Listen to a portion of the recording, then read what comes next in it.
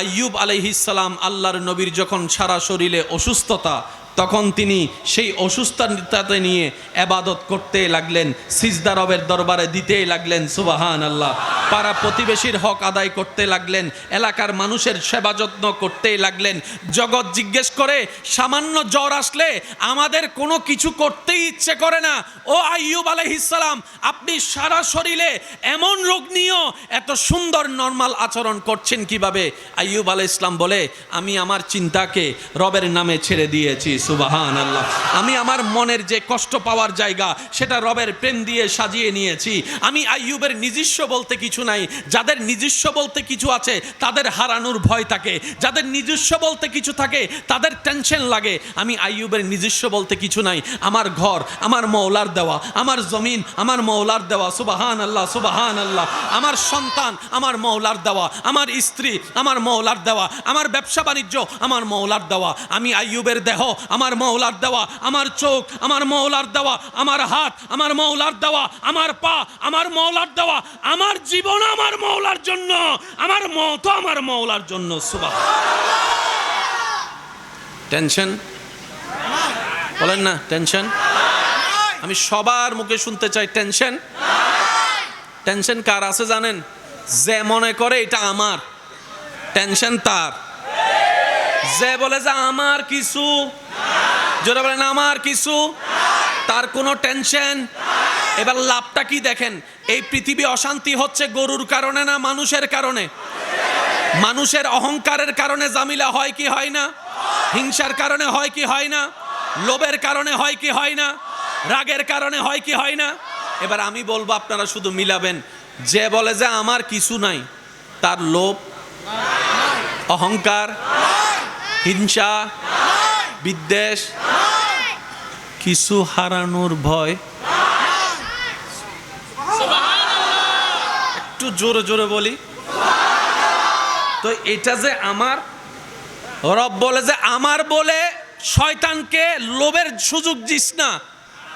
তুই বান্দার গরি ব্যবহার করার দরকার হবে, আমি আল্লাহ জানি তো, আমি তোকে ব্যবহার করতে দিব। তুই সেটাকে নিজের মনে না করে আমি রবের দেওয়ার নিয়ামত মনে করিস। আপনাদের এলাকায় যদি কোনো মানুষ মারা যায়, আপনারা একটা দোয়া পড়েন, আয়াত পড়েন। আয়াতটা একটু সবাই মিলে বলেন তো কি? মাশাআল্লাহ মাশাআল্লাহ। আরেকবার। কোরআন শরীফে কি আয়াতের কোনো অভাব আছে? এতগুলো আয়াত থাকতে আপনি এটা পড়েন কেন? আল্লাহ আপনাকে এটা পড়তে বললেন কেন? নবী কেন এটা পড়তে বললেন? মনে রাখবেন ভাইরা, ইসলামকে যত বুঝতে চেষ্টা করব, আমাদের দিন দুনিয়া আখেরাত তত আলোকিত হয়ে যাবে। প্রিয় জিনিস হারাই গেলে মনে কষ্ট লাগে কি লাগে না? আপন মানুষ হারিয়ে গেলে মনে কষ্ট লাগে কি লাগে না? যখন হারিয়ে যায় তখন কি আর ভালো কথাও শুনতে ভালো লাগে? যখন হারিয়ে যায় তখন উপদেশ বাণী শুনতে কি ভালো লাগে? দেখবেন প্রিয়, যখন মারা যায় মানুষ, যখন অজর দ্বারায় কান্না করতে থাকে, আমার মাটা মারা গেল, আমার বাবাটা আমাকে ছেড়ে চলে গেল, আমার স্বামীটা মারা গেল, আমার স্ত্রীটা মারা গেল। যখনই মৃত্যুর সংবাদ মুসলমান শুনে, সবাই মিলে আমরা একটা আয়াত পড়ি। সবাই মিলে বলুন তো আয়াতটা।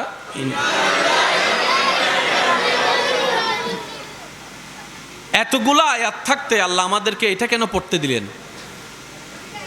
এই একটা আয়াতের ভিতরে সমস্ত প্রশ্নের উত্তর এক জায়গায় আল্লাহ রেখে দিয়েছেন। একটু মনোযোগ চাচ্ছি। স্বামীর মৃত্যুতে স্ত্রী পড়ে ইন্না লিল্লাহি ওয়া ইন্না ইলাইহি রাজিউন। স্ত্রীর মৃত্যুর খবর শুনে স্বামী পড়ে ইন্না লিল্লাহি ওয়া ইন্না ইলাইহি রাজিউন। একই কথা সন্তানের মৃত্যুতে মা বাবার মুখে, মা বাবার মৃত্যুর খবরে সন্তানের মুখে কথা বলেন, ঠিক না?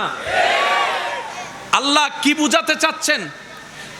সন্তান যখন বাবার দেহটা ধরে কান্না করতে আছে, কিরে কাঁদো কেন? আমার বাবা গিয়েছে, হারালাম আমার বাবা। শব্দটাকে খেয়াল করবেন, আমার বাবা। রব বলে যে এটা তো তোর নয়, তো আল্লাহ এটা কার? বলে যে এটা আমি আল্লাহর বান্দা। ডিলে এফেক্ট কমাই দেন। যে কষ্ট নিয়ে বান্দা তুই কান্না করছিস, হারিয়ে ফেলেছস মনে করছিস? এটা তোর বাপ হিসেবে তোর যেমন অধিকার আছে, আমি রব সৃষ্টি করেছি, আমার অধিকার তোর বাপের উপর আরো বেশি আছে। তুই তোর বাপকে জন্মের পরে বুঝার পরে বাপ হিসেবে চিনে ডেকেছিস। তোর বাপ যখন দুনিয়াতে আসে নাই, মায়ের পেটে থাকা অবস্থায় তোর বাপকে আমি আল্লাহ যত্ন নিয়েছি, রু জগৎ আমি বানিয়েছি। সুতরাং তোর উপরের তোর চাইতে বড় হকদার আমি আল্লাহ। সুতরাং আমি আল্লাহর বান্দাকে যা মন চাই তা করব, তুই নাক গলানোর কোনো অধিকার। আল্লাহ বান্দাকে দিয়ে কি বলাচ্ছেন দেখেন কত চমৎকার। ইন্না লিল্লাহে, নিশ্চয় আমার বাবা আমার আল্লাহর জন্য। একটু জোরে বলি। অর্থাৎ আমার বাবার একমাত্র মালিক আমার আল্লাহ। ওয়া ইন্না ইলাইহির রাজিউন, সম্পদ তার মালিকের দিকে ফিরে গিয়েছে। তার মানে আমার বলতে বাপ এটা আসলে আমার, মাটা আমার, স্বামীটা আমার, স্ত্রীটা আমার, সন্তানটা আমার, জায়গাটা আমার, গাড়িটা আমার, বাড়িটা আমার, ব্যবসাটা আমার, সব কিছু কাট দেওয়া। জোরে বলেন সব কিছু কাট দেওয়া। তো যদি আমারই না হয়, আমার টেনশন আর কই? বুঝবেন যে 100 টাকা আপনার পকেট থেকে হারানোর পরে আপনি পাগলের মতো টেনশন করে খুঁজছেন, পাওয়ার পরে সেই 100 টাকার যখন জিনিস কিনবেন, 100 টাকার মালিক যখন দোকানদার হবে, দোকানদার থেকে 100 টাকা হারায় গেলে আপনি কি আর টেনশন করবেন? কেন? কারণ আপনি এটাকে নিজের মনেই করছেন না। যতক্ষণ নিজের মনে করেছেন টেনশন আপনার ছিল, যখন মনে করেছেন টাকাটা তো আমার না, দোকানদারের, আমি টেনশন করে লাভ কি? ঠিক এটাই আল্লাহ শিক্ষা দিচ্ছে। ও আমার বান্দারা, তোমাদেরকে আমি দুনিয়াতে পাঠালাম, তোমরা মেহমানের মতো থাকবা, মেহমানের মতো করে থাকবা, মেহমানের মতো করে জীবন যাপন করো। সুতরাং মালিক হওয়ার চেষ্টা করিও না, মালিক হওয়ার চেষ্টা করিও না, নিজের কিছু করার চেষ্টা করো না। তোমরা বান্দাদের, রব্বুল আলামিন বলে তোমরা বান্দাদের শুধু 2টা জিনিস আপন আছে, একটার নাম ঈমান আর একটার নাম নেক আমল। নিজের বলতে কয়টা জিনিস? জোরে বলেন কয়টা? একটার নাম ঈমান আর একটার নাম নেক আমল। এই 2টা জিনিস ছাড়া আমার আমার বলতে, আপনার আপনার বলতে আর কিছু। এবার আসেন, অন্ধকার রুমে ঘুমাইতে পারে না এমন অনেক ভাইয়ের এখানে আছে না নাই? একটু জোরে বলেন না, আছে না? অন্ধকার রুমে থাকতে পারে না এমন অনেক বোনের আছে না নাই? তো কবর কি আলো না অন্ধকার? কবর কি ঘরের ভিতরে না বাইরে? তো এই কবরে মারা যাওয়ার পরে যারা নিয়ে যায়, লাশটা বের করে যারা রাখতে যায়, তারা কি দুশমন না আপনজন? আপনজনেরাই যেহেতু কবরে রাখতে যাচ্ছে, তা আপন আর কই? বলেন বলেন বলেন বলেন বলেন। ইউ আর মাই ডার্লিং, কিছু কথা বলে না। ইউ আর মাই জান, ইউ আর মাই ফ্রান। যখন বলে যে করোনা হয়েছে, হতে get out, I hate you. আরো জোরে বলেন ঠিক কিনা? যখন করোনার মহামারী চলছে, স্বামীরা পাশে থাকতে চেয়েও স্ত্রী পারছে না, স্ত্রীর পাশে থাকতে চেয়েও স্বামী পারছে না, কিন্তু তখনও সেই বান্দার সাথে আল্লাহর রহমত ছিল। একটু জোরে বলি না সুবহানাল্লাহ। আল্লাহর রহমত ছিল কি ছিল না? জোরে বলেন ছিল কি ছিল না? এবার বলেন আমাদের শুধু সম্পদ কয়টা? একদম সবাই বলেন কয়টা? আসল সম্পদ কয়টা? একটার নাম ঈমান, একটার নাম, আরেকটার নাম নেক আমল, আরেকটার নাম। এবার আপনারা বলেন একটার নাম, একটার নাম, আরেকটার নাম। আসল সম্পদ যে 2টা আছে, সেই 2টার প্রতি আমরা কখনো মনোযোগই দিই নাই। এবার বাকফল আইকা হইতাম, অনারা কেন হন না? বাকফল, বাকফল তো বুদ্ধিমান আর হইলাম কই? আমরা তো চালাকের বেশে গাদা। এই চামড়াটা খুললে আমি প্রায় সময় নিজেকে নিজে বলি, আল্লাহর রহমতের চশমা দিয়ে যদি তাকানো হতো, একটা মানুষের চেহারা দেখা যেত না, সব গরু গাদা দেখা যেত। কথা বলেন ঠিক কিনা? আমরা সবাই মানুষের ভেষে এক একটা পশুর চাইতে খারাপ মানুষ বসে আছি। সেজন্য অনেক মানুষের চরিত্র দেখে অনেকে বলে তার অভ্যাস চরিত্র জানোয়ারের চাইতেও খারাপ, জানোয়ারের চাইতেও খারাপ।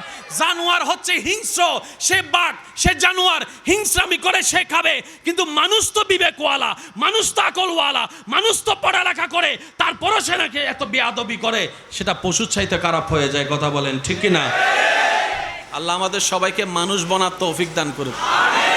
এবার আওয়াজ দিয়ে বলেন, আমার বলতে কিছু, আমাদের বলতে কিছু, এমনকি আমি বলতেও কিছু নাই। আমি বলতেও কিছু।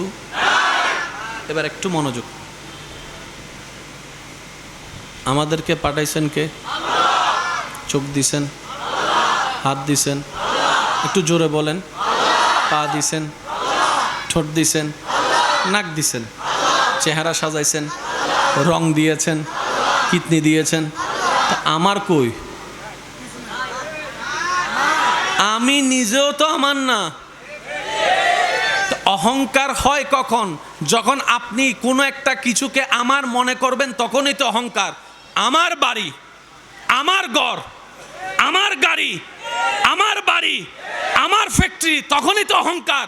রব বলে যে আমার তো দূরে থাক, তোর নিজের বলতেও তো কিছু নাই। তোর হাতটা আমি রবের দেওয়া, তোর চেহারা আমি রবের দেওয়া, তোর ব্রেন আমি রবের দেওয়া, তোর কলিজাটাও আমার রবের দেওয়া, তোর সারা শরীরও আমি রবের দেওয়া। তো যে বান্দা আগে থেকে বুঝে আমার বলতে কিছু, সে আর অহংকার করতে। অনারা কিছু মানুষ আছে চাইন ইতারে যদি কেউ ফেসবুক মিদি কিছু একখান লেহে অথবা ইতে একখান ছবি দিয়ে দেরি ইতে ভুল করি এরে ওই হা হা দিবিলি শুন মাথায় না, ঠিক না? ভুল করি এরে হা হা দিবিলি দেরি ইতে ডাইরেক্ট মেসেঞ্জারে থদ দেয় সাহস তাইলে আনল উইতে দোয়ানোর ফিচুদি দেখা গর, সাঁত দোয়ানোর ফিচুদি দেখা গর। এটা আসছি আয়েরা হদে কিরে ভাই কিলে রেখুছে হদে কোন সাহসে তুই আমার ছবিতে হা হা দিছস? মাথা না বাজে আছে না? তুমি কি ইচ্ছে করি দিই না ভুল করি? না মাথা আরো জোর হ না। ভুল করি দনার পর হইতে রে সাজি না ডাইরেক্ট নাকিবে ভাড়া দিয়ে দেন না, হা হা কিনলে দিউস, ঠিক না বে? ঠিক। এইসব মানুষ দ্বারা সমাজের হনো উন্নয়ন হবু না, নিজের ঘরের হনো উন্নয়ন হবু না।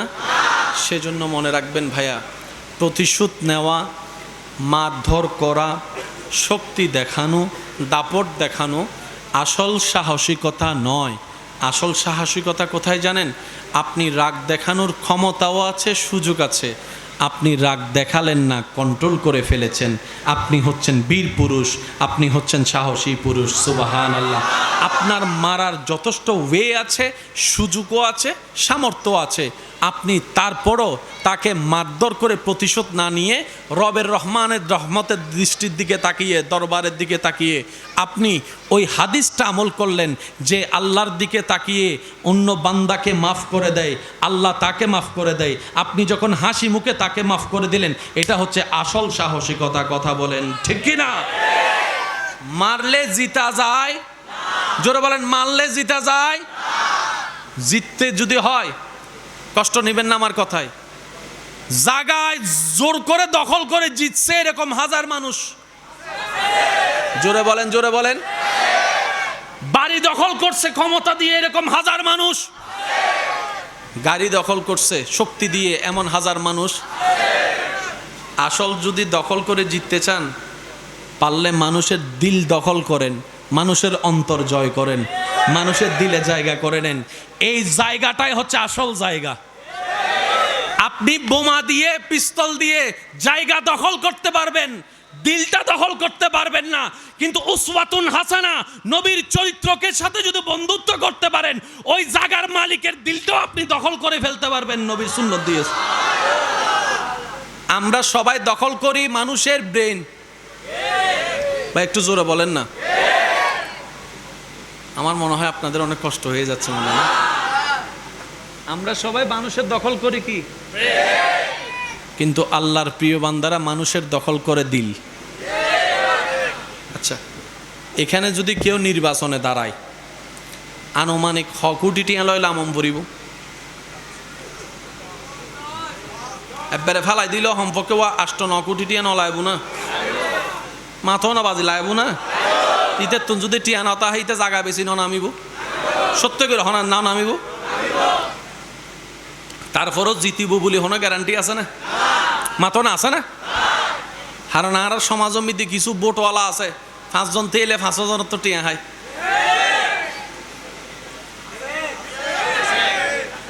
আয় তো মুখ থত দি ফেলাই, ওনারা কেন আওয়াজ দে হন নাইলা আছে না, ইবেতন 2,000, ইবেতন 2,500, ইবেতন 3,000 ভোট দিবে, সে মুখ গরো নদে আছে না, আছে না, লো আছে তো, তুই করছো আল্লাহ একবার হয় মার হাবা না, মহাব্বতে মানুষ তো আল্লাহ হই দেবো আজি। তো ইল্লে কিছু মানুষ আছে না, ভোট টিয়া হরজ করি এরাও জিতি নবাদের নির্বাচন তিল্লা আছে না। আচ্ছা সত্যি করে কেন হতা হন অনার এলাকাতুন যদি আল্লাহর হুকুমে আবু বকর সিদ্দিক ভোট অত্তিয়াই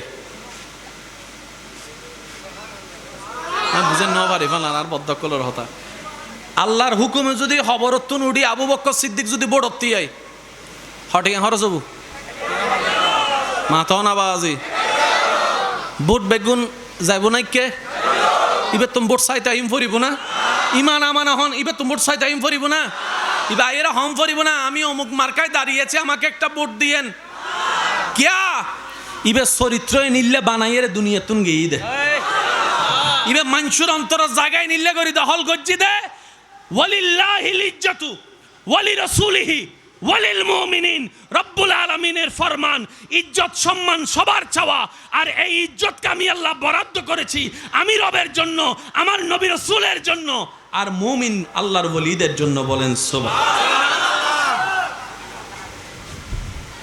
আমরা চাইলেও ভোট পাবো, কিন্তু আল্লাহর প্রিয় বান্দারা দাঁড়াইলেই,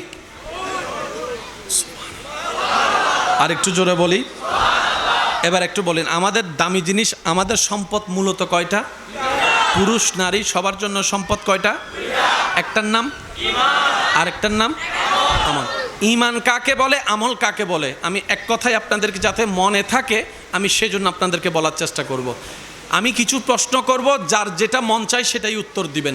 রিজিকের মালিক কে, আওয়াজটা আর একটু বড় হবে, হায়াতের মালিক কে, মতের মালিক কে, এতগুলার নাম থাকতে আপনি আল্লাহর নাম বললেন কেন? যেই কারণে অন্য সব নাম বাদ দিয়ে প্রশ্নের উত্তর আপনি আল্লাহর নাম বলেছেন, সেটা আপনার মনে যা ছিল সেটাই মুখ দিয়ে বের করেছেন।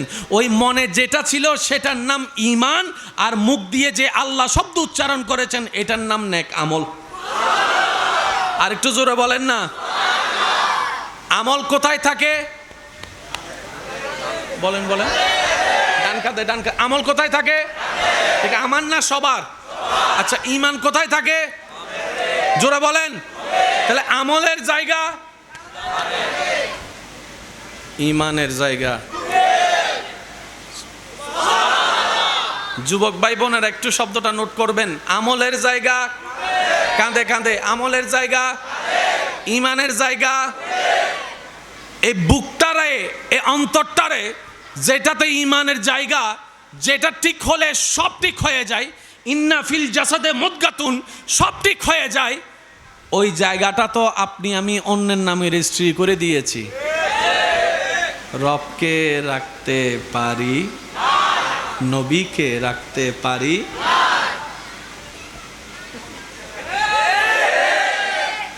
জোরে বলেন না। দিলটা কার জন্য?